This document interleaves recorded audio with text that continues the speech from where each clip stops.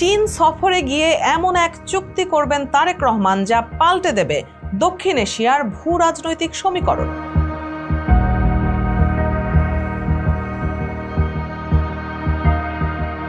জি দর্শক, ঠিকই শুনছেন।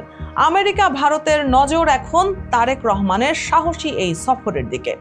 খোলা চোখে এই সফরটি একটি চকচকে অর্থনৈতিক আবরণ জড়ানো ব্যবসা বাণিজ্য, বিনিয়োগ আর দ্বিপাক্ষিক আর্থিক সহযোগিতার চেনা গল্প। কিন্তু কূটনীতির পর্দাটি একটু সরালেই দেখা যাবে এই সফর আসলে একটি প্রতিরক্ষা সমীকরণ। তলে তলে ঢাকা ও বেইজিং এর মধ্যে যে সামরিক সম্পর্ক তৈরি হচ্ছে তা শুধু বাংলাদেশের প্রতিরক্ষাকেই বদলে দেবে না, বরং পুরো দক্ষিণ এশিয়ার ভূ রাজনীতিতে এক বড় ধরনের ভূমিকম্প তৈরি করতে যাচ্ছে।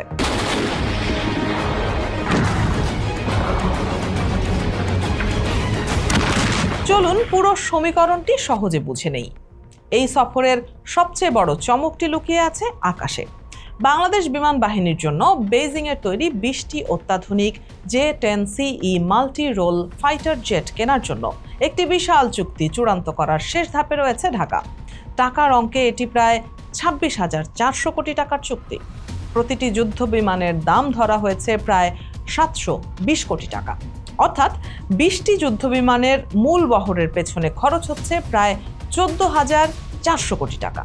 বাকি প্রায় 9,840 কোটি টাকা বরাদ্দ রাখা হয়েছে পাইলট ও ক্রুদের আধুনিক প্রশিক্ষণ, লজিস্টিক সাপোর্ট, খুচরা যন্ত্রাংশ, বিমানগুলো বাংলাদেশে আনার পরিবহন খরচ, বিমা এবং দেশের মাটিতে এগুলোর জন্য বিশেষায়িত অবকাঠামো তৈরির পেছনে। এই চুক্তিটি সম্পন্ন হলে পাকিস্তান ছাড়া দক্ষিণ এশিয়ায় বাংলাদেশই হবে দ্বিতীয় দেশ যারা এই শক্তিশালী J-10CE যুদ্ধ বিমান পরিচালনা করবে। এটি এই অঞ্চলে চীনা সামরিক হার্ডওয়্যারের সবচেয়ে বড় এবং তাৎপর্যপূর্ণ সম্প্রসারণের প্রতীক। কিন্তু প্রশ্ন হলো, কেন হঠাৎ J-10CE এর দিকে ঝুঁকলো বাংলাদেশ?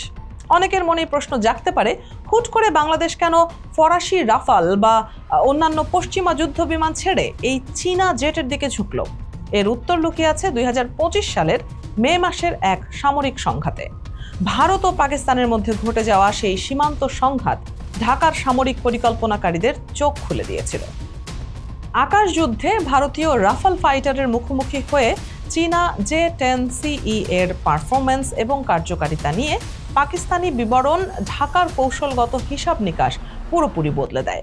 বাংলাদেশ বিমান বাহিনীর নীতি নির্ধারকেরা বুঝতে পারেন, ফরাসি বা পশ্চিমা যুদ্ধ বিমানগুলোর আকাশচুম্বী দাম ও নানা রাজনৈতিক শর্তের তুলনায় এই চীনা যুদ্ধ বিমানটি যুদ্ধ সক্ষমতা, আধুনিক প্রযুক্তি এবং খরচের দিক থেকে best value for money offer করছে।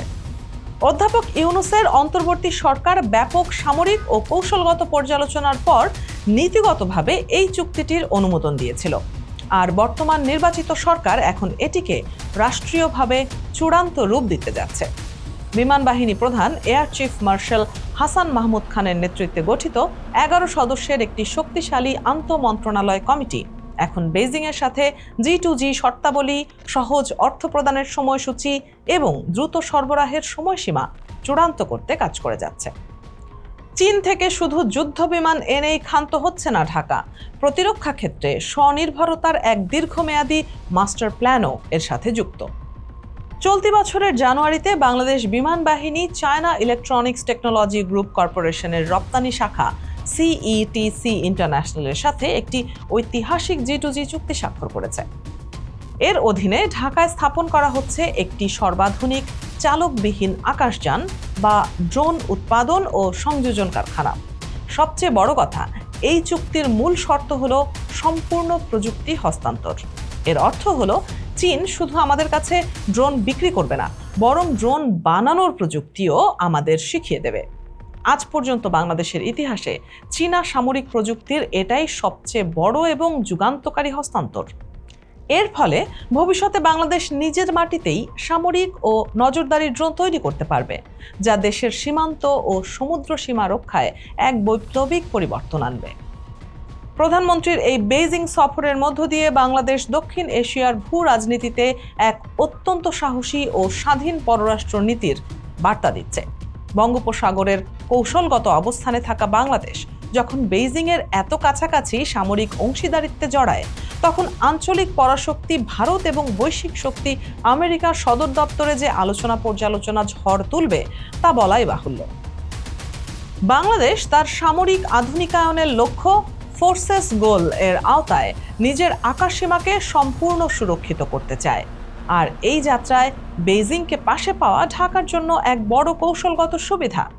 তবে এই সামরিক সখ্যতার কারণে আঞ্চলিক ভারসাম্য যাতে বিঘ্নিত না হয় এবং প্রতিবেশী দেশগুলোর সাথে কূটনৈতিক সম্পর্কে কোনো ফাটল না ধরে, সেই ভারসাম্য বজায় রাখাই হবে প্রধানমন্ত্রী তারেক রহমানের আসন্ন সফরের সবচেয়ে বড় কূটনৈতিক পরীক্ষা।